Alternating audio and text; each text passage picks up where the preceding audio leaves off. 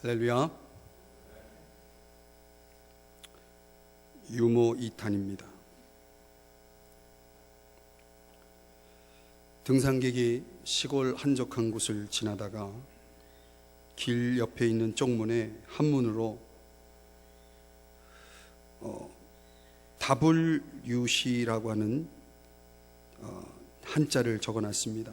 마늘 따자 아니 불자 있을 유자 시간 시자. 그 적혀 있는 거 보고 많고 아니고 있고 시간. 시간은 있지만 많지 않다는 뜻이구나. 얼마나 심오한 뜻입니까? 그래서 도대체 이 사자성어를 적어놓고 사시는 분이 누구신가? 학식이 풍부하고 인격이 고매하신 분이 분명할 거다 해서 그분을 만나야 되겠다 해서 문을 두드렸습니다. 오늘 문 두드리는 얘기가 많이 나오죠. 문을 두드렸습니다. 그 안에서 아무런 기척이 없는 거예요. 그러니 한참 두드리고 있다가 기다리고 있는 중에 옆집에서 속옷 차림의 할아버지가 나오셨습니다. 할아버지 여기 도대체 이게 무슨 문입니까?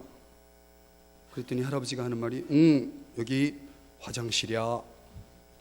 예? 화장실이요? 그럼 WC 그 뜻이 뭔지 몰라? WC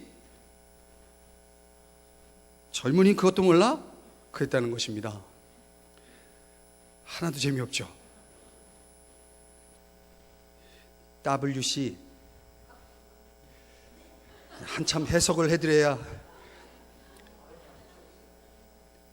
한자로 WC 어디서 많이 보셨죠? 그를 할아버지가 마늘 따자 아니 불자 있을 유자 시간 시자를 써서 저는 재미있는데 왜 여러분들은 왜 재미가 없을까? 난 이해가 안 가네요. 근데 우리가 무슨 뜻인지 모르면 이렇게 오해할 수가 있습니다. 자, 오늘 오전에 참 의미 있는 시간을 저희들이 갖고 이 3부 예배 때 여러분들과 같이 또 신명기 말씀을, 이 3부 예배는 신앙이 좋은 분들이 앉아있기 때문에 제가 예화 같은 거 다 빼고 이런저런 군더더기 없이 성경만 강해를 하고 있습니다. 풀어가고 있습니다. 자, 오늘도 신명기 말씀 여러분들에게 계속 말씀을 나누려고 하는데요. 자, 우리가 지난 두 주에 걸쳐서 또 오늘까지 하나님이 원하시는 예배가 뭐냐, 여기에 이 주제를 가지고 우리가 계속 살펴보고 있습니다. 다 까먹으셨죠? 앞에서 이야기한 것, 이전 것은 지나갔으니 보라 새 것이 되었도다. 오늘도 또 새롭게 주의 말씀이 들려올 거예요. 그냥 앞에 얘기하면 그건 다 지워졌기 때문에 제가 똑같은 설교를 또 해도 여러분들은 늘 새롭게 해 아래 새 것이 없나니 그러고서 여러분들이 생각할지 모르겠습니다. 자, 한번 기억을 더듬어 보면요, 말씀이 하나님의 성품이 반영되는 예배가 되어야 된다. 두 번째는 연합을 이루는 예배가 되어야 된다. 연합. 세 번째는 희생이 있는 예배가 되어야 된다. 네 번째는 찬미가 있는 예배가 되어야 된다. 다섯 번째는 자비의 예배가 되어야 된다. 이렇게 핵심 단어만 설명드리니까 또 뭔 내용인지 잘 모르시겠죠. 그렇다고 반복할 수는 없습니다. 여러분들이 성령님께 여쭤보시고 성경을 묵상하시면서 계속 생각하시고, 오늘은 여섯 번째 한번 따라 하십시다. 일관성 있는 예배. 자, 우리의 예배는 뭐가 있어야 된다고요? 일관성이, 영어로는 인테그리티라고 하는 단어를 쓰는데 그 일관성이 있어야 된다. 이 얘기는 무슨 얘기냐면, 예배는 구체적인 장소와 의식에 제한되어서는 안 된다는 것입니다. 좀 더 설명하면, 우리가 생각하는 이 예배, 그러면 벌써 공적인 예배, 주일에 드리는 예배 또는 주중에 어떤 공적으로 정해진 장소에 정해진 시간에 정해진 순서에 의해서 진행되어지는 그런 예배를 생각할지 모르겠습니다. 그러나 성경에서 말하는 예배는 그 정도로 협소하지 않습니다. 예배는 우리 삶의 모든 영역에 골고루 퍼져야 된다. 그 예배, 우리의 삶의 모든 영역 속에서 일관성 있는 행동이 나타나야 된다. 이게 예배다.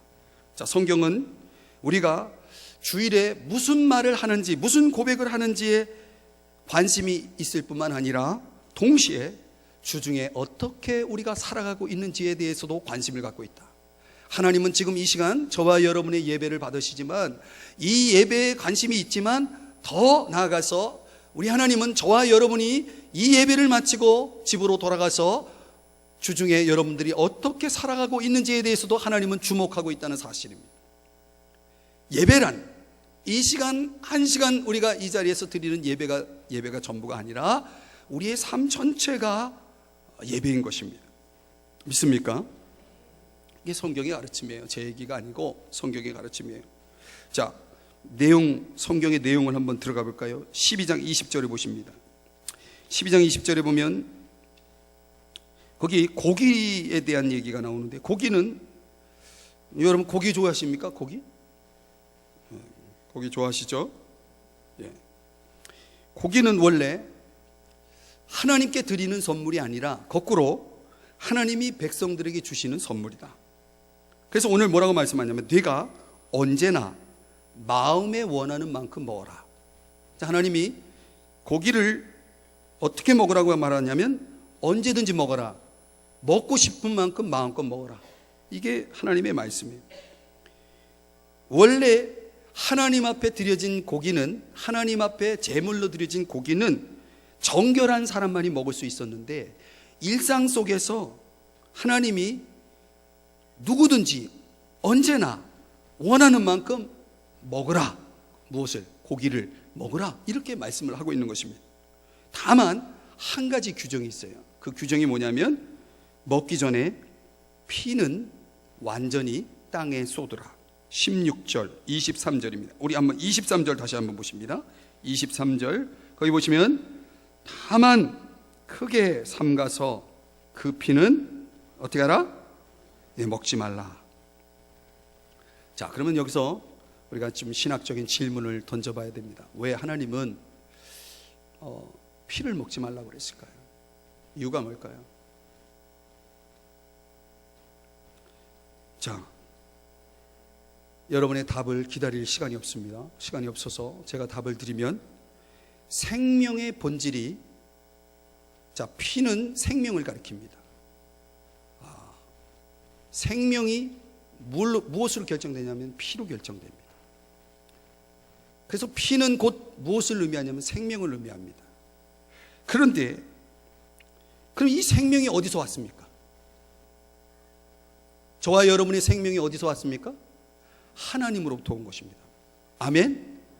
우리 생명은 내가 결정하고 내가 마음대로 할 수 있는 게 아니고 하나님이 우리에게 선물로 주신 것입니다. 믿습니까? 그렇다면 그 생명을 상징하는 피는 하나님으로부터 온 것입니다. 그래서 이것을 땅에 완전히 쏟으라라고 하는 이야기는 그 생명을 의미하는 것을 하나님께 다시 돌려드린다는 의미입니다. 그러니까 하나님은 우리에게 생명을 주신 것처럼 우리는 그 하나님이 주신 것을 다시 하나님께 뭐 하는 겁니까? 되돌려 드리는 것입니다. 하나님이 우리에게 숨을 주셨어요. 흙으로 사람을 지으시고 그 코에 뭐를요? 생기를 불어넣으시니 호흡이 들어왔어요. 그래서 우리는 하나님이 주신 그 숨을 즐기면서 마음껏 누리면서 살고 있습니다. 그런데 그 호흡이, 그 숨이 어느 순간 하나님이 야, 내가 다시 가져간다. 그리고 숨을 가져가시는 거예요. 그래서 우리가 뭐라고 얘기합니까? 숨을 거두었다라고 말합니다. 누가 거뒀습니까? 하나님이 거두신 것입니다. 그러니까 생명의 근원은 누구시다? 하나님이시다. 바로 이것을 이스라엘 백성들에게 상기시키기 위해서 지금 이런 명령을 내리는 것입니다. 너희들이 마음껏 고기를 먹어라. 왜? 이 육이 살아야 되니까. 우리가 생명을 연장시키기 위해서 먹지 않습니까? 먹는데, 그러나 너희들이 생명의 근원은 잊지 말아라. 생명의 근원은 피에 있는 것이 아니라 그 피를 주장하시는 하나님께 있다는 사실을 기억하라는 것입니다. 우리가 이 세상 살아가면서 마음껏 살아가지만 우리가 하고 싶은 대로, 즐기고 싶은 대로 다 할 수 있겠지만 절대로 잊어서는 안 될 것이 있다. 무엇이다? 내가 어디서 누구로부터 왔는지, 내 생명의 근원이 무엇인지를 하나님은 알기를 원하셨던 것입니다. 그래서 이 사상을 반영한 사건이 이 역사서에 기록이 되어 있는데요. 다윗이 이제 부하들과 함께 도망을 가는 그런 상황이 벌어졌습니다. 그때 베들레헴에 있는 저 우물물이 먹고 싶어요. 그래서 다윗이 누가 나를 위해서 저 우물물을 가져다 줄 수 있겠느냐. 그럴 때 다윗의 부하 중에 제가 갔다 오겠습니다. 지금 목숨을 부지하기 위해서 도망가고 있는 지금 상황에서 다시 적진으로 들어가서 그 물을 가져오겠다고 하는 부하들이 있었어요. 그리고 진짜 목숨을 걸고 그 물을 가져왔습니다. 그리고 그 물을 보자마자 다윗이 시원하게 마신 것이 아니라 그 물을 보자마자 뭐라고 얘기했냐면, 내가 어찌 이 물을 마실 수 있겠냐. 그럼 저 그 물을, 그렇게 마시고 싶어 했던 물을 다시 땅에 붓습니다. 이건 뭘 얘기합니까? 이 물은 생명과 바꾼 물이기 때문에, 이 생명이 들어있는 물이기 때문에 내가 이 물을 먹을 수 없다는 겁니다. 여러분, 우리가 하나님 앞에서 살아갈 때에 하나님과 우리와의 관계 속에서 하나님의 것을 소중히 여기고 하나님, 살아계신 하나님을 경외하고 귀하게 여기는 삶을 살아가는 것이 우리의 삶의 예배인 것입니다. 하나님을 귀하게 여기는 사람, 하나님의 것을 귀하게 여기는 사람, 이것이 진정한 신앙인이고 이것이 진정한 믿음인 것입니다. 오늘 여러분에게 그것이 있습니다. 오늘 우리가 아무리 이렇게 외적으로 예배를 드려도 하나님을 귀하게 여기지 아니하고 하나님을 경외하는 마음이 없다, 하나님의 것을 정말 감사하는 마음이 없다, 그렇다면 오늘 우리의 예배는 모양일 뿐입니다. 진정한 예배가 될 수가 없는 것입니다. 그러므로 이런 상징적 의식을 통해서 하나님은 우리에게 두 가지를 가르쳐 주시는 것입니다. 하나는 희생이고 또 하나는 감사합니다. 오늘 나에게 생명을 주신 하나님, 나에게 그 모든 좋은 것을 창조하시고 그것을 주시는 하나님을 내가 의식하는 한 나는 하나님 앞에 마땅히 찬양과 경배를 드리기에 마땅하다. 하나님 앞에 나를 드리는 것입니다. 그래서 나는 하나님으로부터 왔기 때문에 나를 드리는 것입니다. 이것이 진정한 예배고 하나님이 받으시는 예배입니다. 자, 오늘 우리가 이 시간, 예배 시간에 드리는 이 드림만이 전부가 아니라 우리의 삶 전체가 그렇다는 것입니다.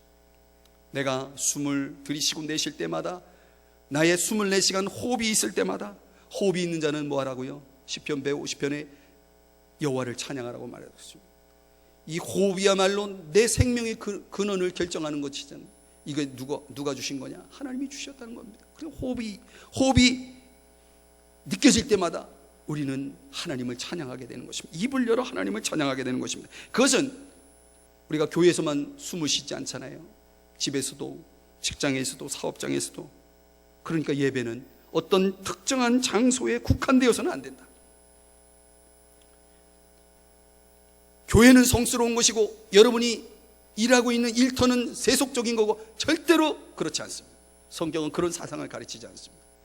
하나님은 어디나 계시는 것입니다. 하나님은 교회에도 계시고 여러분의 가정에도 계시고 여러분이 많은 시간을 보내고 있는 일터에도 계시는 것입니다. 하나님은 그 속에서 여러분을 통해서 예배를 받으시기를 원하시는 것입니다. 그러므로 여러분 생각해 보세요. 교회에서는 하나님을 공경하는 것 같은데 과연 가정에서도 여러분이 진정 하나님을 예배하고 있는지, 여러분이 직장에서도 하나님을 예배하고 있는지, 여러분이 길을 갈 때도 하나님을 예배하고 있는지, 오늘 우리의 삶의 순간순간이 나를 있게 하시고 나를 구원하시고 이 하나님을 공경하고 사랑하고 섬기는 장소가 되어야 한다. 이것이 오늘 일관성 있는 예배라고 하는 이 주제를 통해서 신명기 말씀 우리에게 가르쳐주는 교훈인 것입니다. 여러분, 과연 우리는 일관성이 있습니까? 만약 우리의 모습이 교회 안과 교회 밖에서의 모습이 전혀 다른 모습이라면 이것은 참된 예배가 아닌 것입니다. 오늘 하나님이 알고 내가 압니다.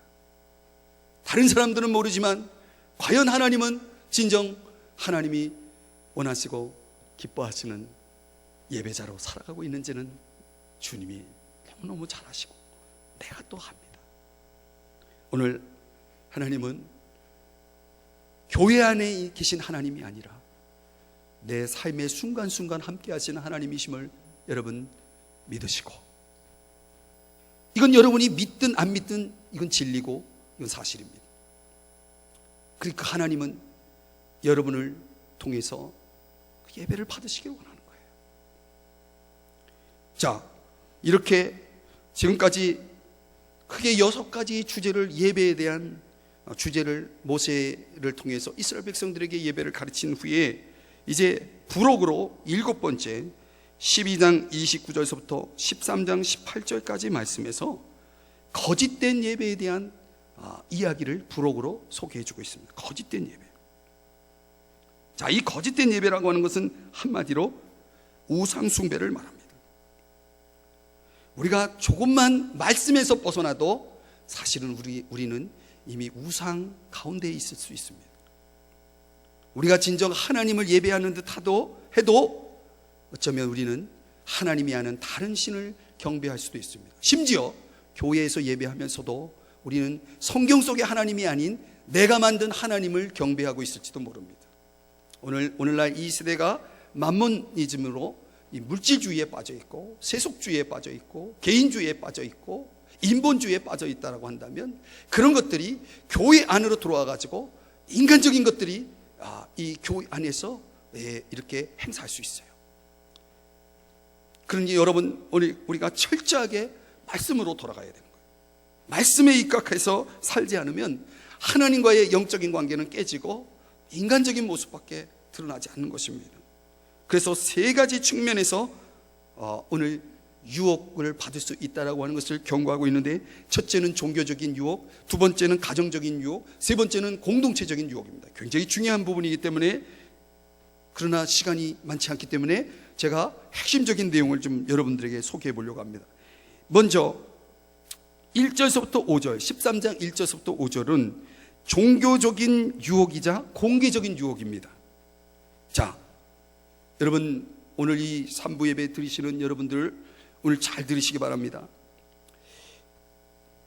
우리가 살고 있는 이 시대를 우리는 우리가 느끼든 느끼지 않든 마지막 때라고 말하고 있습니다. 이 마지막 때의 특징은 뭐냐면 거짓이 판을 친다는 것입니다. 거짓이. 그런데 우리 성도들을 힘들게 하고 헷갈리게 하고 혼란스럽게 하는 것이 무엇이냐면, 그 하나님의 말씀을, 하나님의 메시지를 전하는 사람들이 잘못된 사람들이 있을 수 있다는 것입니다. 오늘 본문에는 누구를 가리키냐면 소위 선지자라고 하는 사람들, 소위 꿈꾸는 자들이라고 하는 자들의 신탁에 의해서 그들의 입에서 뭐라고 나오냐면, 무슨 메시지가 나오냐면, 자, 하나님 섬기지 말고 다른 신들을 섬깁시다, 이런 권유가 나오는 겁니다. 잘 들으셔야 됩니다. 그런데 그런 메시지를 전하는 사람이 자신의 메시지의 진정성을 증명하기 위해서 뭘 행하냐면 이적과 기사를 행한다는 거예요. 그 사람들이 초자연적인 역사들이 일어나니까 저 능력을 행하는 저분은 분명히 하나님이 보낸 선지자고 하나님이 사용하는 꿈꾸는 자다 해서 하나님이 아닌 다른 신을 섬기자라고 하는 이 권유를 따라간다는 거예요. 그럼 오늘날 우리 한국의 강단에 대해서 굉장히 우려하는 사람들이 많이 있습니다. 이 강단을 통해서 선포되어지는 메시지가 상당히 물질주의고 인본주의적인 메시지들이 많다는 거예요. 그래서 사람들이 그런 걸 또 들을 때 좋아한다는 거예요. 그래서 오늘 무엇보다도 저와 여러분이 분별해야 될 건 뭐냐면, 여기 말씀을 전하는 저도 예외가 아닙니다. 여러분, 신학이 언제나 이적보다 우선입니다. 만약 여러분 앞에 누가 능력을 행합니다. 제가 막 능력을 막 행합니다. 손 얹으면 병이 낫고 막 희한한 신비스러운 역사들이 막 일어나고, 그러면 좋겠죠? 안 좋습니까? 이 오후 시간엔 도무지 반응이 안 나오네요. 제가 막 기적을 막 행하면 좋습니까? 안 좋습니까? 좋죠. 제가 기적을 막 행하다가 어느 날, 여러분, 하나님은 다 필요 없는 거예요. 자, 내가 섬기는 신을 섬깁시다. 제가 만약에 이렇게 얘기하면 여러분들이 이적을 행하신 우리 목사님 말씀은 100% 진리야. 그러고서 여러분이 저를 따라온다. 그럼 여러분 다 죽는 겁니다. 별로 심각하지 않으시죠? 그럴 일이 없을 거니까, 그죠? 여러분, 우리가 이 마지막 때에 참, 저도 그래요. 저도 늘 말씀을 준비하면서 과연 이게 성경의 이야기고 과연 이것이 진정 하나님이 원하시는 메시지인가, 이런 물음을 늘 던지고, 혹이나 인간적인 것들을 통해서 사람들에게 인기를 끌고 또 교회를 부흥시키고 혹시 이런 인본주의적인 목회자가 되지 않으려고 저는 애를 많이 씁니다. 여러분 느끼실지 모르지만 저는 말씀을 정말 말씀 중심으로 해석하고 또 복음주의 입장에서 신학적인 여과를 통해서 확실한 그런 말씀들을 전하려고 애를 쓰는 사람입니다. 그런데 사람은 모르는 거예요. 저도 은혜가 떨어지면 저도 인간적으로 갈 수밖에 없어요. 그런데 여러분 중요한 거는 이 이철이 목사의 입에서 나오는 메시지를 다 믿으면 안 됩니다. 여러분이 성경적인 이 백그라운드가 배경이 없고 신학적인 기초가 없으면 여러분이 목회자 입에서 나오는 걸 다 진리라고 생각하다가 혹이나 제가 잘못되면 어떡할 거예요? 여러분도 잘못되는 겁니다. 제가 이렇게 말씀드릴 수 있는 것은 여러분들을 사랑하기 때문에 말씀드리는 거예요. 우리의 충성은, 한번 따라 하십시다. 우리의 충성은 오직 하나님이다. 오직 하나님의 말씀이다. 여러분들이 그런 걸 걸러낼 수 있는 사람이 되어야 되는 거예요.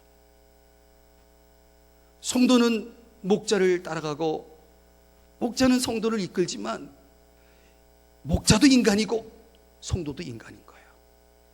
그래서 우리는 다 누구를 봐야 되냐면 하나님을 주목하고 하나님을 사랑할 수 있어야 되는 거예요. 그래서 혹시라도 여러분 주변에 나는 말씀을 받고 있다는 둥, 나는 하나님이 직통 계시를 준다는 둥, 여러분 혹시 그런 이야기를 하면서 여러분들을 유혹하는 사람이 있으면 오늘 본문 13장 13절을 보세요. 하나님이 여러분을 도에서 꿰어내려고 하는 그런 유혹이 있다라고 하는 것을 경고하고 있어요.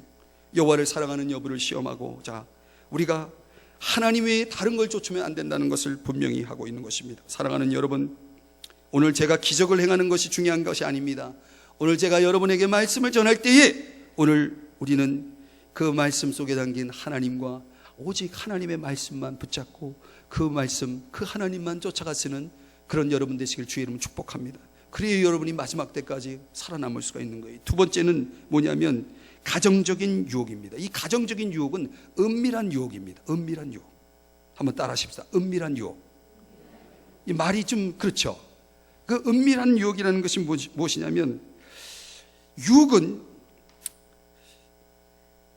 가장 가까이에 있습니다.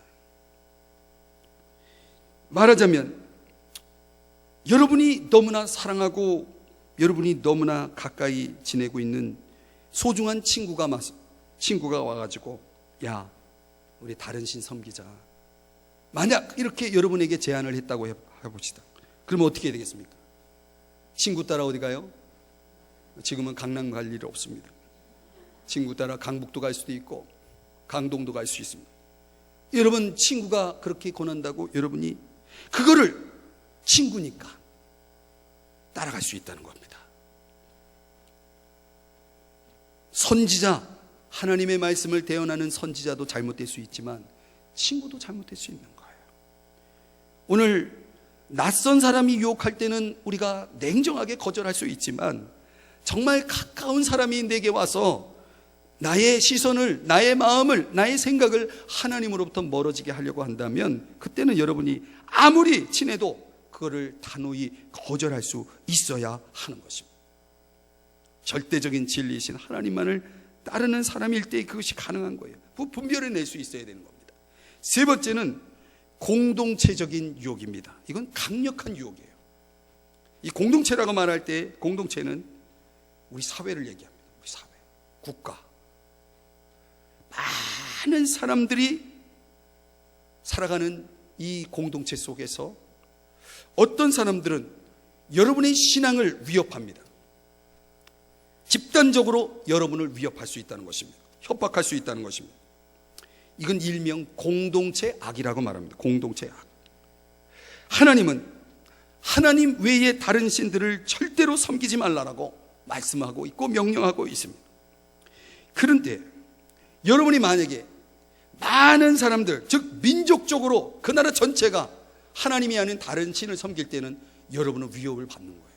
그래서 지금도 중동에서 그 IS라고 하는 단체를 통해서, 그 집단을 통해서 수없이 많은 사람들이 지금 죽어가고 있습니다. 그 집단적으로 그렇게 나올 때는 여러분, 내가 신앙을 지킨다고 했을 때 난 죽는 거예요. 그래서 끝나는 거예요.